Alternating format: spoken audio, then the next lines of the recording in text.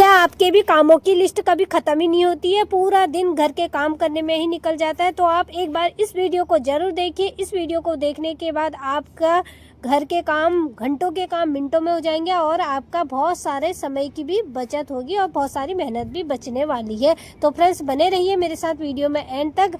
Hello friends, नमस्ते, Radhe Radhe, welcome back to my channel. तो दोस्तों, ज़्यादा टाइम को वेस्ट नहीं करेंगे, वीडियो को हम स्टार्ट कर लेते हैं। देख लेते हैं आज का पहला यूजफुल सा आइडिया। और ये आइडिया आजकल के टाइम पे, सर्दियों के टाइम पे बहुत ज़्यादा काम आने वाला है।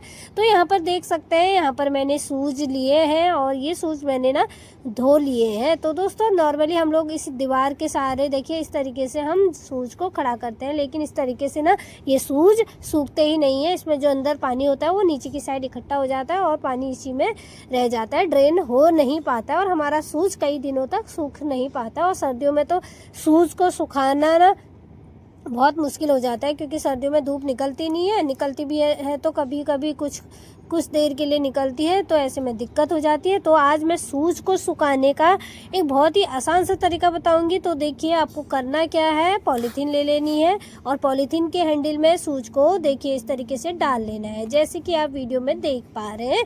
इस तरीके से डालना है जैसे मैं डाल रही हूँ। अगर हैंडल पार्ट छोटा पड़ रहा हो तो आपने इसको थोड़ा सा खींच के इस तरीके से बड़ा कर लीजिए और आसानी से फिर शूज़ इसके अंदर चला जाएगा। देखिए, दो पॉलीथीन में मैंने दो शूज़ अलग अलग इस तरीके से हैंग कर दिए हैं। अब आपको करना क्या है, इसको जहाँ पे आप कपड़े सुखाते हैं वायर में, डोरी में, वहाँ पे इस तरीके से देखिए पॉलीथीन को इस तरीके से हैंग कर देना है। देखिए इस तरीके से हैंग करना है। अब यहाँ पर 2 क्लॉथ पिन ले लीजिए और क्लॉथ पिन से इसमें क्लॉथ पिन को पॉलीथीन में लगा लीजिए। देखिए इस तरीके से सेम इसी तरीके से करना है दोस्तों। देखिए शूज़ में जितना भी अंदर पानी होगा ना, वो सारे इस तरीके से नीचे आ जाएगा, सारा पानी ड्रेन आउट हो जाएगा और आपका जो शूज़ है ना बहुत जल्दी सूख जाएगा। सर्दियों में और बरसात के मौसम में भी आप इस ट्रिक का ज़रूर यूज कीजिएगा दोस्तों। तो यहाँ पर देखिए, मैंने दोनों शूज़ को इस तरीके से पॉलीथीन में हैंग करके, उसके बाद से जहाँ पर मैं कपड़े सुखाती हूँ वायर में, इनको हैंग कर दिया। और 2 क्लॉथ पिन लगाइए, क्योंकि एक क्लॉथ पिन से ना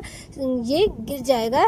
तो क्योंकि शूज़ जो होता है ना भारी होता है, भीगा हुआ शूज़, तो आप इस तरीके से आसानी से इसको सुखा सकते हैं। और जब अच्छे से पानी ड्रेन आउट हो जाए तो उसके बाद से आप फिर चाहो तो इसको दीवार के सहारे धूप में अच्छे से सुखा दीजिए। तो दोस्तों, आज सुबह सुबह धूप आ गई थी, आज हमारे घर में धूप आई थी, तो मैंने सोचा आज क्यों ना इन शूज़ को धो लें, क्योंकि सर्दियों के टाइम में ना हमें शूज़ को ना सोच समझ के धोना हो रहा है, क्योंकि कई दिनों के बाद से आज हमारे इधर धूप निकली थी। आपके वहाँ कैसा मौसम है, आप कमेंट बॉक्स में ज़रूर बताइएगा। आई होप आपको ये आइडिया पसंद आया होगा दोस्तों। बढ़ते हैं आगे, देखते हैं आज का नेक्स्ट आइडिया देखने से पहले दोस्तों, अगर आपने अभी तक भी मेरे चैनल को सब्सक्राइब नहीं किया हो तो प्लीज़ चैनल को सब्सक्राइब ज़रूर कर लीजिएगा। तो चलिए फ्रेंड्स, ये वाला आइडिया भी देख लेते हैं। तो दोस्तों, जब भी हम पिलो कवर पहनाते हैं ना, तो आपको करना क्या है, पिलो कवर को पहनाने से पहले जो बेडशीट के मैचिंग का जो आप पिलो कवर चेंज करते हैं ना, पहनाते हैं, उससे पहले आपको करना क्या है, देखिए कोई भी पुराना पिलो कवर आपके पास होंगे ही, तो आप उसको पहले पहना दीजिए। क्योंकि दोस्तों ना, अगर हम डायरेक्ट ही पिलो कवर को इसमें पिलो में पहना देते हैं, जो ये पिलो जब हम मार्केट से लेके आते हैं ना, इसमें वाइट देखिए इस तरीके का जो कवर होता है, इसी के अंदर फॉर्म होती है। तो आप इस तरीके से इसमें पहले पुराना पिलो कवर ज़रूर पहनाइएगा। क्योंकि दोस्तों, अगर डायरेक्ट हम पिलो कवर इसमें पहना देते हैं तो ना पिलो कवर जो अंदर वाला वाइट वाला होता है ना, वो बहुत जल्दी बहुत ज़्यादा गंदा हो जाता है और वाइट चीज़ तो फिर बहुत आसानी से साफ़ भी नहीं होती है। तो आप क्या कीजिए, इस तरीके के जो कोई पुराने आपके पास एक्स्ट्रा पिलो कवर हैं, जिसकी बेडशीट मैचिंग वाली बेडशीट ख़राब हो चुकी रहती है, इस तरीके की हमारे पास ना पिलो कवर बहुत सारे होते हैं। बेडशीट को तो हम बिछा लेते हैं और एक समय के बाद वो ख़राब हो जाती है, लेकिन उनके पिलो कवर ऐसे ही रह जाते हैं। तो आप ना पहले पुराना पिलो कवर इसमें पहना दीजिए पिलो में, और उसके बाद से अब आप जो बेडशीट की मैचिंग की पिलो कवर पहनाने वाले हैं उसको पहनाइए। इस तरीके से आप जब इनको वॉश करेंगे ना, जब ये गंदे हो जाएंगे तो आपने इसको आसानी से निकाल के वॉश कर सकते हैं। और जो वाइट वाला पिलो कवर है ना, जो जब हम मार्केट से लेके आते हैं तो वाइट ही कवर उसमें होता है, वो आपका बिल्कुल सेफ रहेगा, बिल्कुल भी गंदा नहीं होगा। तो दोस्तों, बहुत अच्छी ट्रिक है। इस तरीके से आप पिलो कवर पहनाने से पहले एक पुराना पिलो कवर ज़रूर पहनाइए पिलो को। आई होप आपको यह वाला आइडिया भी पसंद आया होगा। तो बढ़ते हैं आगे, देखते हैं आज का नेक्स्ट टाइम। तो सर्दियों का टाइम है, कई दिनों तक धूप निकलती ही नहीं है, तो ऐसे में ना हमारे घर में नमी भी हो जाती है और हमारी बहुत सारी चीज़ें नमी की वजह से ख़राब होने लगती हैं। तो ऐसे में ही लाइटर होता है, लाइटर में भी नमी आ जाती है और कई बार लाइटर ना जलने में दिक्कत करता है, ये प्रॉपर अपना काम नहीं करता है। तो आप क्या कीजिए, जब भी आप गैस चूल्हे पर कोई खाना बना रहे हैं, रोटी बनाएंगे या फिर कुछ भी खाना बनाते हैं ना, उसके बाद से आप अपने लाइटर को चूल्हे पर रख दीजिए इस तरीके से, क्योंकि जो गैस का ये बर्नर होता है ना काफ़ी देर तक गर्म रहता है और ये बर्नर हमारे लाइटर को भी गर्माहट देता है और इसकी नमी सही हो जाती है, यानी कि लाइटर आपका अच्छी तरीके से काम करने लग जाएगा। अगर आपके वहाँ धूप निकल रही हो तो तब तो और भी अच्छा है, आप धूप में इसको सुखा सकते हैं, इसकी नमी जितनी है वो सारी गायब हो जाएगी और लाइटर जलने लग जाएगा, अपना काम सही तरीके से करने लग जाएगा। तो दोस्तों आई होप आपको ये आइडिया पसंद आया होगा। जब भी आप खाना बनाएं, गैस को की फ्लेम को ऑफ करने के बाद आप अपने लाइटर को इस तरीके से गैस चूल्हे के ऊपर रख सकते हैं। आई होप आपको पसंद आया होगा। अगर आप भी इस टिप को पहले से ट्राई करते हैं तो प्लीज़ मुझे भी ज़रूर बताइएगा कमेंट बॉक्स में जाके। तो दोस्तों अगर आप मेरी वीडियो में यहाँ तक बने हुए हैं तो प्लीज़ वीडियो को लाइक और शेयर भी ज़रूर कर दीजिएगा, क्योंकि वीडियो काफ़ी यूजफुल है सभी के लिए। अब बढ़ते हैं आगे, देखते हैं आज का नेक्स्ट आइडिया। सर्दियाँ जैसे ही आती हैं वैसे ही मार्केट में गाजर का सीजन भी स्टार्ट हो जाता है और इस टाइम पे मार्केट में बहुत अच्छी फ्रेश लाल गाजर आ रही है। तो जैसे ही सर्दियाँ आती हैं और गाजर का सीजन स्टार्ट होता है तो हम लोगों को इंतज़ार होता है गाजर के हलवा बनाने के। तो हम सभी के घरों में सर्दियों में गाजर का हलवा तो बनता ही है, हर किसी के घर में बनता ही होगा, मुझे तो ऐसा लगता है पर्सनली। तो यहाँ पर गाजर को छीलने की एक बहुत ही अच्छी सी ट्रिक मैं यहाँ पर बताऊंगी। तो आपको ना क्या करना है, एक गिलास लेना है, गिलास का जो ऊपर वाला पार्ट होता है ना, जो उसके एजेज होते हैं काफ़ी साफ होने चाहिए, यानी कि जो ऊपर के साइड है ना तीखे होने चाहिए। इस तरीके का तीखा गिलास हमें लेना है और इस तरीके से आप गाजर को आसानी से छील सकते हैं। इससे क्या होता है ना दोस्तों, फ़ायदा ये होता है, अगर हम चाकू से छीलते हैं तो कई बार चाकू ना ज़्यादा गाजर को छील देता है, यानी कि जितना ज़रूरी होता है उतना तो छिलता ही है, कई बार गाजर हमारी ज़्यादा छिल जाती है और वेस्ट हो जाती है। लेकिन अगर हम इस तरीके से गिलास से छीलते हैं तो इसका जो छिलका होता है ना काफ़ी पतला निकलता है, जितना ज़रूरी होता है उतना ही छिलका ये निकलता है, बिल्कुल भी हमारी गाजर वेस्ट नहीं होती है और बहुत कम समय भी लगता है। और दोस्तों ना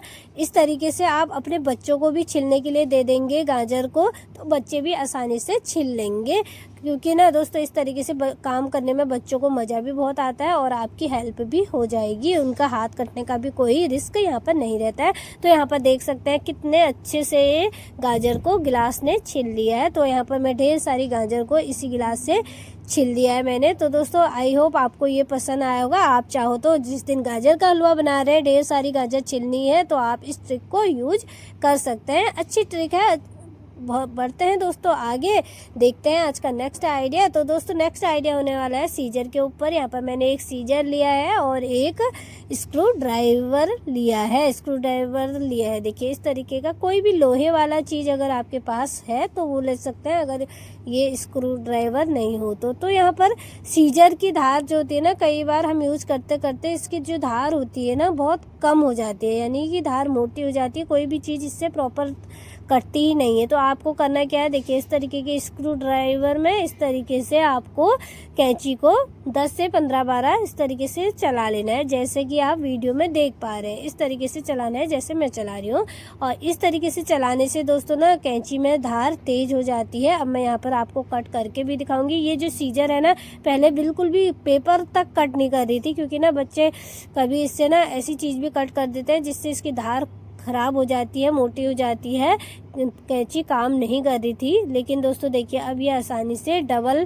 पेपर को भी बहुत अच्छे से कट कर दे रही है। इस तरीके से आप कैंची को तीखा कर सकते हैं, यानी कि कैंची की धार को शार्प कर सकते हैं। बहुत अच्छी ट्रिक है। इस तरीके से आपको बस स्क्रू ड्राइवर के ऊपर इस तरीके से कैंची को चला लेना है। आई होप आपको ये आइडिया पसंद आया होगा, आप भी ट्राई जरूर कीजिएगा। बढ़ते हैं दोस्तों आगे, देखते हैं आज का नेक्स्ट आइडिया बहुत यूजफुल होने वाला है दोस्तों, आप सभी के काम आने वाला है और इससे आपके ना पैसों की भी बचत होने वाली है। तो कैसे होगी वो मैं आपको बताऊंगी। तो यहाँ पर मैं प्रेस कर रही हूँ पैंट में। तो दोस्तों जब भी हम कपड़ों में प्रेस करते हैं और फिर हम कपड़ों को पलट कर प्रेस करते हैं, तो क्या करते हैं ना हम लोग गरम प्रेस को डायरेक्ट ही देखिए इस तरीके से बेडशीट के ऊपर रख देते हैं, क्योंकि हम लोग ना कई बार बेड में भी प्रेस करते ही हैं, तो हम लोग इस तरीके से गरम प्रेस रख देते हैं, तो ये जो बेडशीट होती है ना हमारी जल जाती है और हमारी महंगी अच्छी न्यू बेडशीट ख़राब हो जाती है।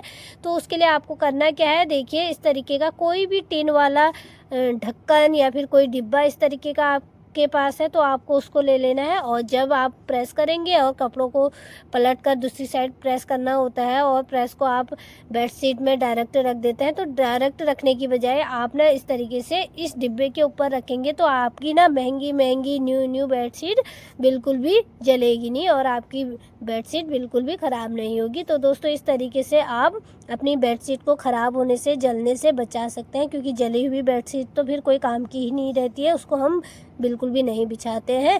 तो आप ना इस तरीके से कोई भी पेंट का जो डिब्बे होते हैं ना, टिन वाला ढक्कन है उसको भी ले सकते हैं, बस टिन वाले ही लेना है, प्लास्टिक का यूज़ नहीं करना है।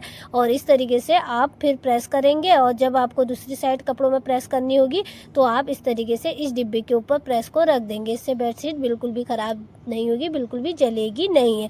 सो फ्रेंड्स ये थे आज की वीडियो। अगर आपको ये टिप्स एंड ट्रिक ज़रा भी यूजफुल लगी हो तो प्लीज़ वीडियो को लाइक और शेयर ज़रूर कीजिएगा, चैनल को भी सब्सक्राइब ज़रूर कर दीजिएगा।